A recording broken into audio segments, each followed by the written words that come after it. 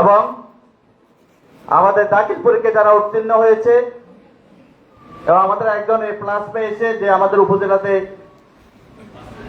খতম হয়েছে, এবং আমাদের ক্লাস পরীক্ষায় যারা প্রথম দ্বিতীয় তৃতীয় হয়েছে এবং আমাদের যারা বৃত্তি পেয়েছে তাদের সকলের সংবর্ধনা অনুষ্ঠানের আমাদের মাঝে উপস্থিত আছেন আজকের অনুষ্ঠানে মাননীয় প্রধান অতিথি নোয়াখালী ৫ জনগণের অভিভাবক, বিএনপির অভিভাবক, যিনি ইতিমধ্যে এই অঞ্চলে মানুষের ভাগ্য উন্নয়নের দায়িত্ব নিয়েছেন। এই অবহেলিত অঞ্চলের উন্নয়ন, প্রাতিষ্ঠানিক শিক্ষা সবই মিলিয়ে সবার বাসযোগ্য একটি পরিবেশ নিশ্চিত করার লক্ষ্যে কাজ শুরু করেছেন। আমাদেরকে সঙ্গে নিয়ে নোয়াখালী ৫ থেকে ধানেশীষ ৫ নির্বাচিত মাননীয় সংসদ সদস্য সংগ্রামী জননেতা জনাব আলহাজ ফখরুল ইসলাম সাহেব আমাদের মাঝে উপস্থিত হয়েছেন। আমাদের এই অঞ্চলে আরেকটি সন্তান, এই অঞ্চলের উন্নয়ন, এই অঞ্চলের অবকাঠামো নির্মাণ সব মিলিয়ে এই অঞ্চলের পরিচিতি সব ক্ষেত্রে একটি গুরুত্বপূর্ণ ভূমিকা দীর্ঘ সময় ধরে দিয়ে যাচ্ছেন আমাদের বাংলাদেশ জাতীয়তাবাদী দল জাতীয় নির্বাহী কমিটির অন্যতম সদস্য, নোয়াখালী জেলা বিএনপির সংগ্রামী সভাপতি, সংগ্রামী জননেতা জনাব গোলাম হায়দার বিএসি। উপস্থিত আছেন কবিরহাট উপজেলা বিএনপির সাবেক সংগ্রামী আহ্বায়ক, নোয়াখালী জেলা বিএনপির সম্মানিত সদস্য জনাব কামরুল হুদা চৌধুরী লিটন, কবিরহাট উপজেলা বিএনপির সাবেক সংগ্রামী সদস্য সচিব সংগ্রামী জননেতা কামাল হোসেন সৌরভ, কবিরহাট পৌরসভা জামাতে ইসলামের সম্মানিত আমির হযরত মাওলানা ফজলুল্লাহ সাহেব। উপস্থিত আছেন কবিরহাট পৌরসভা বিএনপির সংগ্রামী সদস্য সচিব সংগ্রামী জননেতা বেলায়েত হোসেন খোকন। উপস্থিত আছেন আমাদের কবিরহাট পৌরসভা বিএনপির সংগ্রামী সিনিয়র যুগ্ম আহ্বায়ক জনাব আবুল বাশার কমিশনার, যুগ্ম আহ্বায়ক জসিমউদ্দিন সাবেক কাউন্সিলর, যুগ্ম আহ্বায়ক রেদওয়ানুর রহমান শামীম, যুগ্ম আহ্বায়ক দেলোয়ার হোসেন, আমাদের কৃষক দলের সভাপতি নুরুজ্জামান, আমাদের উপজেলা যুব দলের সংগ্রামী আহ্বায়ক সংগ্রামী যুব নেতা শাহাদাত হোসেন, আমাদের পৌরসভা বিএনপির সাবেক প্রচার সম্পাদক, আমাদের মাদ্রাসার একজন দাতা, আমাদের ঠিকাদার আলমগীর হোসেন, উপজেলা স্বেচ্ছাসেবক দলের সদস্য সচিব নাজিম উদ্দিন, পৌরসভা যুব দলের সদস্য সচিব আমাদের মহিউদ্দিন, যুগ্ম আহ্বায়ক আলাউদ্দিন, সুমন, নূর নবী বাবর সহ যুব দলের নেতৃবৃন্দ, আমাদের পৌরসভা ছাত্র দলের আহ্বায়ক মোতালেব হোসেন মামুন, উপজেলা ছাত্র দলের সদস্য সচিব জহিরুল ইসলাম হৃদয়, আমাদের বিএনপি নেতা জনাব মাহবুবুল হক, সাদাত হোসেন টিটু, শাহ আলম সহ অনেক নেতৃবৃন্দ এখানে উপস্থিত আছেন।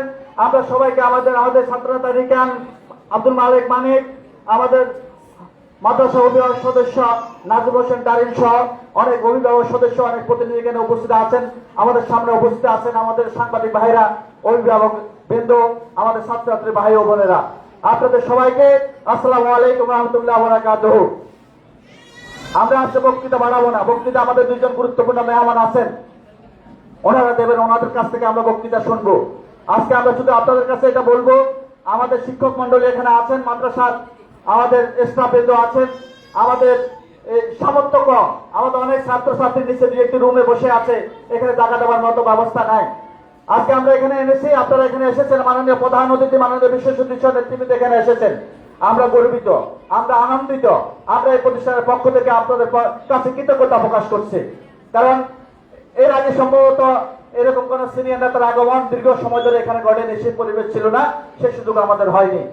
আমাদের অবকাঠামোর বিষয়ে আমরা কিছু বলবো না, আমরা মনে করি আমাদের এমপি মহোদয় যথেষ্ট আন্তরিক, উনি সকল প্রতিষ্ঠানের সকল সমস্যা বিষয়ে উনি অবগত আছেন। আজকে আমাদের প্রতিষ্ঠানে ঢুকতে গিয়েও উনি নিশ্চয় অনুধাবন করেছেন যে আমাদের এই প্রতিষ্ঠানের এই প্রবেশের মতো একটি সুন্দর পরিবেশ নাই, রাস্তাটা কিন্তু একেবারে যথাযথ অবস্থায় নেই, আমাদেরকে একটু মাঠ নেই, আমাদের একটি ভবন ইতিমধ্যে আমাদের মাননীয় এমপি মহোদয়ের সহযোগিতায় আমাদের 55 লক্ষ টাকা বরাদ্দ হয়েছে একটি ভবনের জন্য। আমরা মাননীয় এমপি মহোদয়কে আন্তরিকভাবে ধন্যবাদ জানাই। এর বাইরেও আমরা জিলা পরিষদ থেকে ইতিমধ্যে 3 লক্ষ টাকা আমরা বরাদ্দ পেয়েছি, আমাদের কিছু মেরামতের কাজও হয়েছে, কিন্তু আমাদের সমস্যা অনেক। আমাদের এই রাস্তার দুই পাশে, মাদ্রাসার দুই পাশে আমাদের দুটি আমাদের কালভার্টের প্রয়োজন, কারণ আমরা যদি কালভার্ট দেওয়া না হয় আমাদের ছাত্রছাত্রীরা আসা যাওয়ার ক্ষেত্রে এখনো ওই আদিকালের বাঁশের পোলের উপর দিয়ে আসতে হয়, অন্যদিকে কালভার্ট না থাকার কারণে মেন রোডের পাশে খালের পানি চলাচলের পথ বন্ধ হয়ে গিয়েছে, মানুষের সমস্যা হয়। এরকম অনেক আমাদের সমস্যা আছে, যে কিছু আপনারা অবগত আছেন, বাকিটা অবগত হবেন। আমরা আপনার আন্তরিক সহযোগিতা চাই। আপনাদের আগমনের মধ্য দিয়ে এই প্রতিষ্ঠান যেন একটি আধুনিক ডিজিটাল প্রতিষ্ঠানে উন্নত প্রতিষ্ঠানের রূপ নেয় এবং শিক্ষার মান উন্নয়নের জন্য একটি গুরুত্বপূর্ণ পদক্ষেপ নেওয়া যায়, আমরা সে প্রত্যাশা করব। আমরা শুধু একটি সংক্ষেপে বলবো, মাননীয় এমপি মহোদয় আপনি এখানে আসছেন, আপনারা আমাদেরকে এখানে দায়িত্বে মাদ্রাসা পরিষদের সাথে সম্পৃক্ত করেছেন। আমরা আপনার সন্তুষ্টির জন্য, অবগতির জন্য বলতে চাই, আমাদের সাংবাদিক ভাইরা আছে তাদেরকে জানাতে চাই, এর আগে আমরা বহুবার সমাবেশ করেছি, কথাগুলো আমরা বলেছি। আমরা কিছু নিয়ম করে দিয়েছি, কোন অবস্থায় কোন ছাত্রছাত্রী ক্লাসে মোবাইল নিয়ে আসতে পারবে না। আমরা এই নিয়ম নতুন করে নিয়ম করেছি। আগেকার সময় যারা সকল বিষয়ে ফেল করত তারাও প্রমোশন পেত 6 টু পাজিল পর্যন্ত, আর যারা সকল বিষয়ে পাস করতো তারাও প্রমোশন পেত। ইতিমধ্যে আমরা সিদ্ধান্ত নিয়েছি, যারা আগের মতো সকল বিষয়ে ফেল করবে তাদের কাউকে আর পরবর্তী ক্লাসে প্রমোশন দেওয়া হবে না। আমরা সিদ্ধান্ত নিয়েছি, ফর্ম ফিল আপের সময় যারা ফেল করবে টেস্ট পরীক্ষা তাদেরকে ফর্ম ফিল আপের সুযোগ দেওয়া হবে না। কিন্তু একটি অপশন আমরা রেখেছি, কেউ যদি এক বিষয় অথবা 2 বিষয় ফেল করে, 2, 4, 5 নম্বরের জন্য যদি ফেল করে থাকে, তাহলে শুধুমাত্র সেই বিষয়ে আমরা বিশেষ বিবেচনা করার অপশনটুকু আমরা রেখেছি। আমরা এটা গত 1 বছর 1.5 বছর ধরে অভিভাবকদেরকে জানিয়েছি, ছাত্রছাত্রীদেরকে জানিয়েছি। আমরা সেটা একটা প্রতিফলন পেয়েছি গত দাখিল পরীক্ষার সময়ে। আমরা প্রায় আমাদের এখানে 66% মতো আমরা পরীক্ষা উত্তীর্ণ হয়েছি।